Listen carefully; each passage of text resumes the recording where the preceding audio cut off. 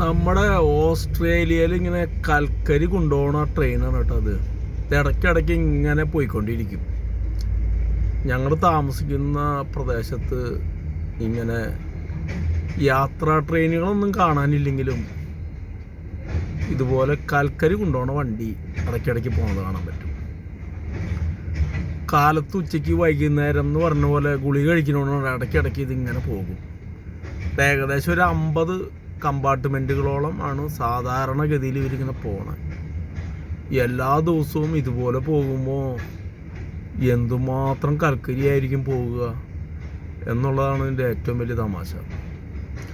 സംഗതി നമ്മുടെ നാട്ടിലെ പോലെ അടിച്ചു പൊളിച്ചൊന്നല്ല ട്രെയിൻ പോകണം, ഒരു മീഡിയം സ്പീഡിലേ പോകണുള്ളൂ. ഇങ്ങനെ കുടുങ്ങി കുടുങ്ങി പോവും.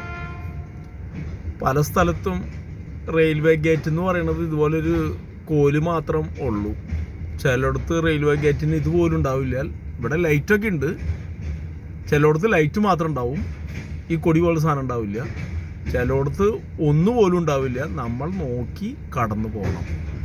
അവിടെ കമ്പൽസറി ആയിട്ട് നിർത്തി പോകേണ്ട സ്ഥലങ്ങളാണ് കേട്ടോ പല സ്ഥലങ്ങളും. ഇങ്ങനെ വന്നുകൊണ്ടിരിക്കേണ്ടത് ഇങ്ങനെ കണ്ടോ, അങ്ങനെ അങ്ങനെ അങ്ങനെ അങ്ങനെ. ഇതെല്ലാം ഫുള്ളി ഓട്ടോമാറ്റിക്കാണ് ഈ ട്രെയിൻ. ഇതങ്ങ് ലൈറ്റ് അങ്ങ് പാസ് ചെയ്യുമ്പോഴേക്കും പിന്നെ ഇത് ഓഫാവും, പിന്നെ ഇത് പൊന്തും. അത്ര സമയമാണ് ഇതാവശ്യമുള്ളൂ. ഇവിടെ ആരും റെയിൽവേ ഗേറ്റിലില്ല. അതേ നോക്കി ഇപ്പം കെടും, ലൈറ്റ് കെടും.